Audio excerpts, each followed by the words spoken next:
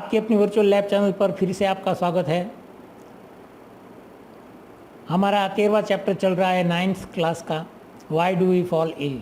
Again ये कोई experiment नहीं है, ये कोई वर्चुअल एक्सपेरिमेंट नहीं है, यहाँ एक डिस्कशन है। यहाँ कुछ जानने की जानकारी हमें इकट्ठी करनी है कि immune system and growth in localities, जो अलग अलग हमारी बस्ती है, आसपास हमारे लोग रहते हैं, उसमें इम्यून सिस्टम का ग्रोथ, आपकी इम्यून सिस्टम मतलब रोग प्रतिकार करने की आपके शरीर की ताकत, तो वो किस तरीके से फ़र्क पड़ता है, ये यहाँ हम थोड़ा समझेंगे।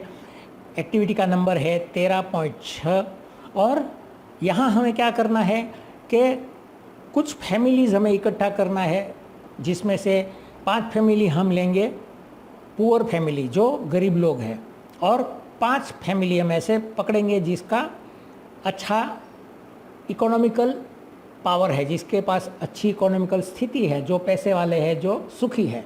तो वो लोग का बच्चे लोग जो है वो 5 साल के नीचे का कोई भी बच्चे लोगों का हम यहाँ सर्वे करने जा रहे हैं कि भाई 3 साल का बच्चा है, वो गरीब का है, तो उसकी हाइट कितनी है, 2 फुट और 11 इंच।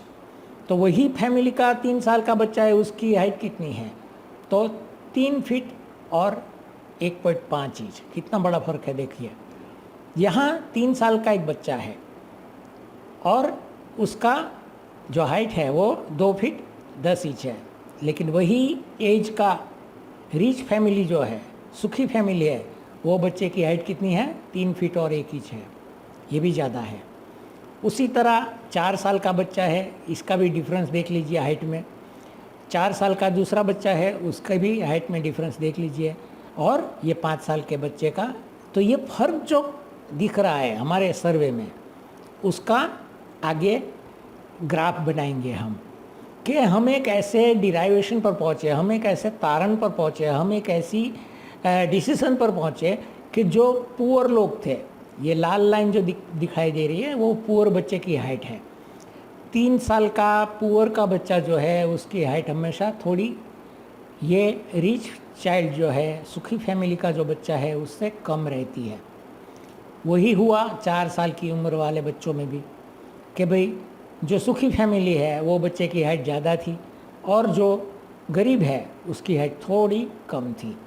और यही हुआ 5 साल के बच्चे का, कि जो सुखी बच्चा है उसकी हाइट थोड़ी ज़्यादा है ये गरीब फैमिली के बच्चे से।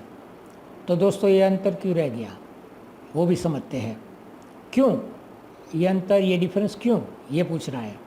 तो ये अंतर इसलिए है कि एक तो न्यूट्रिशन मतलब उसको जो खाना पीना मिलता है वो सुखी फैमिली की तरह नहीं होता है। गरीब बच्चों को बहुत कॉम्प्रोमाइज़ करना पड़ता है, उसके पास एडिक्वेट लेवल पर खाना पीना, उसका न्यूट्रिशन नहीं मिलता है। फाइनेंशियल कंडीशंस, तो ये फाइनेंशियल कंडीशन है उसकी, जो सुख या दुखी हम लोग जिसे कहते हैं, कि जिसके पास पैसा नहीं है, तो वो फाइनेंशियल कंडीशन भी उसके ग्रोथ पर असर करती है। या हमने देखा ना, immune system and growth in localities, तो उसका पूरा ग्रोथ जो है, फिर उसकी लाइफ विथ टेंशन, हमेशा चिंता में वो बच्चे बड़े हो रहे हैं।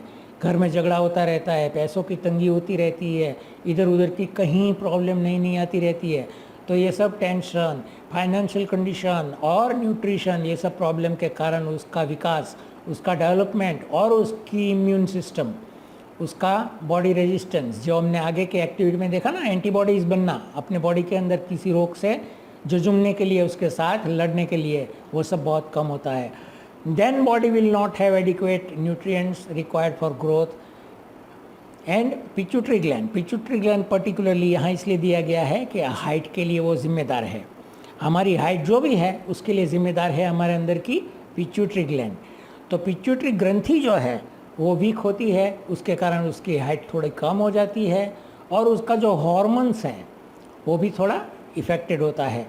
तो ये हमारी एक्टिविटी नंबर 13.6 है, जो आपको सिर्फ पढ़नी है, समझनी है और अच्छी तरीके से याद रखनी है, ताकि एग्ज़ाम में इसके बारे में कुछ हो जाए तो आपको पता चले कि आपको क्या लिखना है। तो दोस्तों दैट्स ऑल। नेक्स्ट एक्टिविटी लेके 9th क्लास की हम बहुत जल्दी आ रहे हैं। तब तक के लिए मैं आज्ञा दीजिए। We hope you enjoyed the video. Thanks a lot for watching the video. Thank you very much.